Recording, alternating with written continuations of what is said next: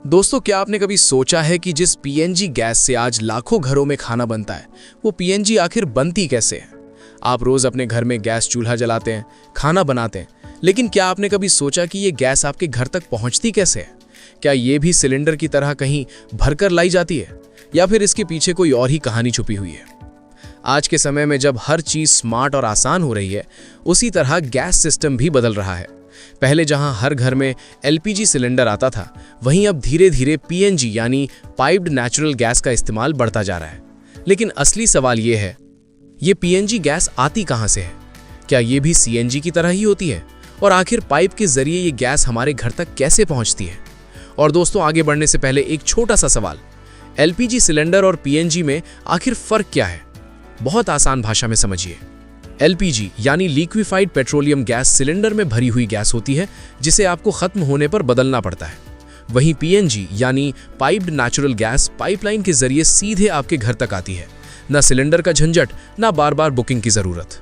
एक और बहुत ही जरूरी और दिलचस्प फर्क समझिए। पीएनजी और एलपीजी के बीच सबसे बड़ा अंतर होता है उनकी डेंसिटी यानी भारी या हल्की होने का। पीएनजी यानी नेचुरल गैस हवा से हल्की होती है। इसका मतलब अगर कहीं गैस लीक हो जाए तो ये ऊपर की तरफ उड़ जाती है और जल्दी फैल जाती है। वहीं एलपीजी हवा से भारी होती है, यानी अगर एलपीजी लीक हो जाए तो ये नीचे जमीन पर जमा होने लगती है। और यही वजह है कि एलपीजी लीकेज ज्यादा खतरनाक हो सकता है, क्योंकि ये एक जगह इकट्ठा होकर ब्लास्ट का खतरा बढ़ा देता है। आपने कई बार खबरों में भी सुना होगा कि एलपीजी सिलेंडर फटने की घटनाएं होती रहती हैं, जबकि पीएनजी में ऐसा खतरा काफी कम होता है, क्योंकि ये जल्दी फैल जाती है और जमा नहीं होती। इसलिए सेफ्टी के हिसाब से देखा जाए तो पीएनजी को एलपीजी से ज्यादा सुरक्षित माना जाता है। अब दोस्तों, इतना समझ गए तो चलिए असली कहानी शुरू करते हैं। दोस्तों, पीएनजी गैस को समझने के लिए सबसे पहले हमें समझना होगा इसका बेस यानी नेचुरल गैस। क्योंकि पीएनजी कोई अलग गैस नहीं है, बल्कि वही नेचुरल गैस है जो पाइपलाइन के जरिए सीधे आपके घर तक पहुंचती है। अब सवाल उठता है, नेचुरल गैस बनती कैसे है? दोस्तों, नेचुरल गैस भी एक फॉसिल फ्यूल है, यानी इसकी कहानी भी लाखों साल पुरानी है। बहुत समय पहले पृथ्वी पर बड़े बड़े जंगल, समुद्री जीव और पेड़ पौधे हुआ करते थे। किसी प्राकृतिक आपदा जैसे बाढ़, ज्वालामुखी या भूकंप के कारण ये जीव जंतु और पौधे मिट्टी के नीचे दब जाते थे। समय के साथ इन पर मिट्टी और पत्थरों की मोटी परतें जमती चली गईं। अब सोचिए, लाखों साल तक दबे रहने के कारण इन पर कितना ज्यादा दबाव और गर्मी पड़ी होगी। ऑक्सीजन की कमी और लगातार बढ़ते तापमान और प्रेशर के कारण ये धीरे धीरे रासायनिक बदलाव से गुजरते हैं और आखिर में यही बदल जाते हैं नेचुरल गैस, क्रूड ऑयल और कोल में। नेचुरल गैस में सबसे ज्यादा मात्रा होती है मीथेन की। ये गैस बहुत हल्की, साफ और जल्दी जलने वाली होती है। इसी वजह से इसे ईंधन के रूप में इस्तेमाल किया जाता है। अब अगला सवाल, वैज्ञानिकों को कैसे पता चलता है कि जमीन के नीचे नेचुरल गैस है? इसके लिए इस्तेमाल होता है एक खास तरीका, साइस्मिक सर्वे। इस तकनीक में जमीन के अंदर कंपन यानी तरंगे भेजी जाती हैं।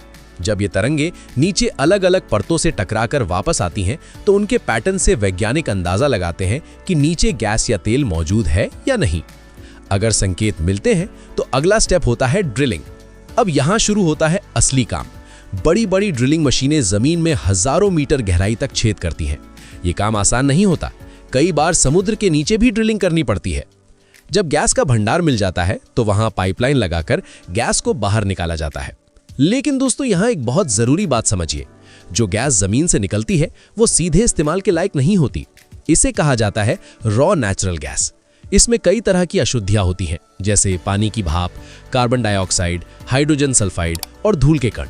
अब अगर इस गैस को ऐसे ही इस्तेमाल किया जाए तो ये खतरनाक भी हो सकती है और मशीनों को नुकसान भी पहुंचा सकती है। इसलिए अगला स्टेप होता है gas processing. Raw natural gas को एक प्रोसेसिंग प्लांट में भेजा जाता है। यहाँ कई स्टेप्स में इसे साफ किया जाता है। सबसे पहले गैस से पानी की नमी हटाई जाती है, क्योंकि नमी पाइपलाइन में जंग लगा सकती है। इसके बाद कार्बन डाइऑक्साइड और हाइड्रोजन सल्फाइड जैसे जहरीले तत्व निकाले जाते हैं। हाइड्रोजन सल्फाइड खास तौर पर बहुत खतरनाक गैस होती है। इसकी बदबू सड़े अंडे जैसी होती है। इसके बाद गैस को और रिफाइन किया जाता है ताकि उसमें मुख्य रूप से सिर्फ मीथेन बच जाए। अब यह गैस काफी हद तक शुद्ध हो चुकी होती है। अब यहां आता है एक छोटा सा ट्विस्ट। यही गैस आगे चलकर अलग अलग तरीकों से इस्तेमाल होती है। अगर इसे हाई प्रेशर पर कंप्रेस किया जाए तो बनती है सीएनजी, और अगर इसे पाइपलाइन के जरिए भेजा जाए तो बनती है पीएनजी। यानी गैस वही है, बस इस्तेमाल करने का तरीका अलग है। अब शुरू होता है पीएनजी का असली सफर, डिस्ट्रीब्यूशन यानी वितरण। दोस्तों, पीएनजी का पूरा सिस्टम एक बहुत बड़े नेटवर्क पर काम करता है जिसे कहा जाता है सिटी गैस डिस्ट्रीब्यूशन नेटवर्क। इस नेटवर्क को भारत में कई कंपनियां संभालती हैं, जैसे इंद्रप्रस्था गैस लिमिटेड, महानगर गैस लिमिटेड और गेल। अब समझते हैं ये पूरा सिस्टम कैसे काम करता है। सबसे पहले नेचुरल गैस को बड़े बड़े ट्रांसमिशन पाइपलाइनों के जरिए अलग अलग शहरों तक भेजा जाता है।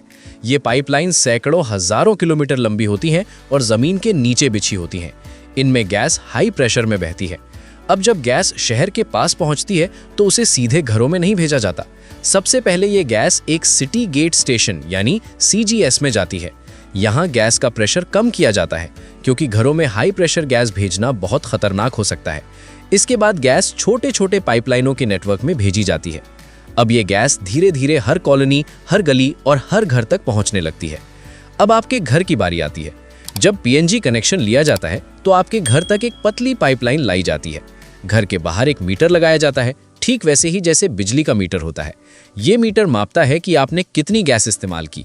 इसके बाद गैस सीधे आपके किचन में लगे चूल्हे तक पहुंचती है और जैसे ही आप नॉब घुमाते हैं गैस तुरंत जल जाती है।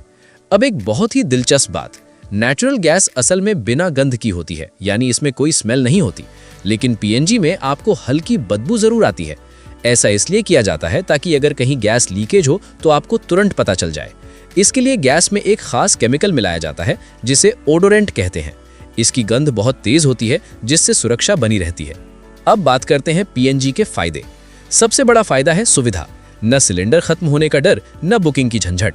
दूसरा, ये लगातार सप्लाई देता है। तीसरा, ये साफ ईंधन है जिससे कम प्रदूषण होता है। और चौथा, लंबे समय में ये किफायती भी पड़ता है। लेकिन दोस्तों, हर चीज के कुछ नुकसान भी होते हैं। पीएनजी हर जगह उपलब्ध नहीं है। इंस्टॉलेशन का शुरुआती खर्च हो सकता है और अगर कभी पाइपलाइन में दिक्कत आए तो सप्लाई रुक भी सकती है। अब एक दिलचस्प सवाल, क्या पीएनजी पूरी तरह सुरक्षित है? जवाब है हाँ। अगर सही तरीके से इस्तेमाल किया जाए तो ये बहुत सुरक्षित है। इसमें कई तरह के सेफ्टी सिस्टम होते हैं, जैसे pressure control, automatic cut off और लीकेज डिटेक्शन। अब अंत में एक बड़ी बात समझिए, नेचुरल गैस एक नॉन रिन्यूएबल रिसोर्स है, यानी ये भी एक दिन खत्म हो सकती है। इसीलिए आज दुनिया धीरे धीरे रिन्यूएबल एनर्जी और इलेक्ट्रिक सिस्टम की तरफ बढ़ रही है। तो दोस्तों, अगर पूरी कहानी को एक लाइन में समझें तो पीएनजी की कहानी कुछ ऐसी है। लाखों साल पुराने जीवाश्म, natural gas, extraction, cleaning, pipeline network, city distribution और आखिर में आपके किचन तक। अब जब भी आप अपने घर में गैस चूल्हा जलाएं तो एक बार जरूर सोचिएगा कि ये सिर्फ एक गैस नहीं है। इसके पीछे लाखों साल की प्राकृतिक प्रक्रिया, आधुनिक तकनीक, हजारों किलोमीटर लंबी पाइपलाइन और पूरी एक इंडस्ट्री काम कर रही है।